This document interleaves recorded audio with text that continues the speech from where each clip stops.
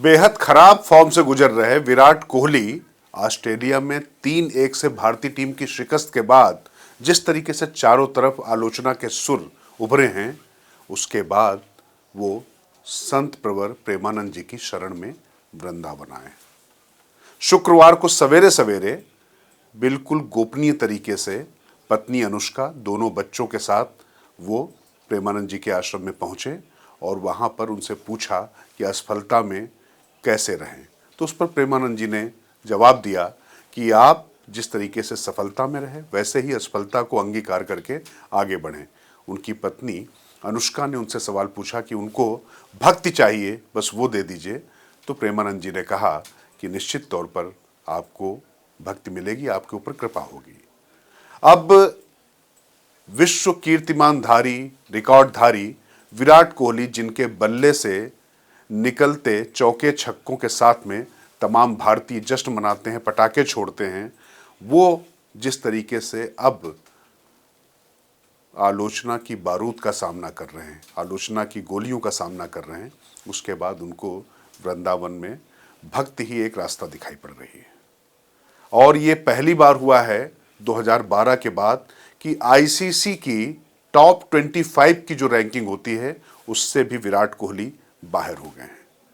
विराट जब से भारतीय टीम में पूरी तरीके से आए हैं, उनकी कोई ना कोई बड़ी भूमिका हर सीरीज में होती रही है।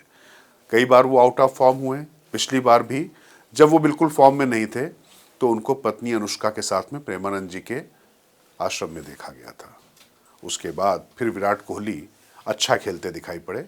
अब ये संयोग हो, उनका अभ्यास हो, क्योंकि विराट कोहली के बारे में ये कहना कि वो सिर्फ आशीर्वाद से खेल रहे हैं तो ये तो नहीं कहा जा सकता। निश्चित तौर पर उनके ऊपर ईश्वर की कृपा है और उन्होंने बहुत मेहनत की है, कड़ा अभ्यास किया है। और यही बात प्रेमानंद जी ने भी विराट कोहली से यहाँ पर कही और कहा संत प्रवर ने कि देखिए, जिस तरीके से आप साधना कर रहे हैं खेल में, आप जब अच्छा खेलते हैं तो पूरे देश में पटाखे छूटते हैं।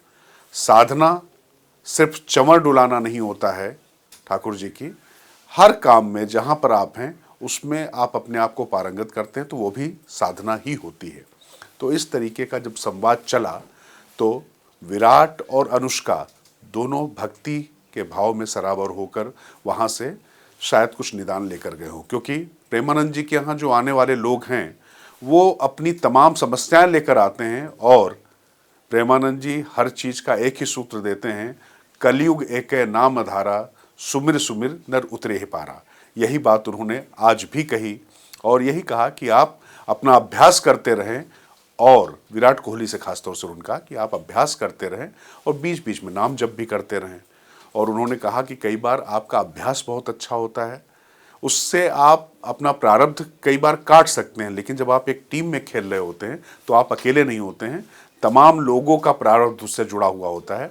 इसलिए कई बार आपका तमाम अभ्यास, तमाम जो साधना वो सफल नहीं होती है, लेकिन इसी समय आपको सब कुछ स्वीकार कर कर अपने आप को सुधारने के लिए आगे बढ़ना होगा। लेकिन अनुष्का, स्नेहतारिका, दो बच्चों की, अब विराट कोहली के साथ में जब वो उनकी माँ भी हैं, लेकिन उनका सवाल ज़्यादा बड़ा था, ज़्यादा अहम था।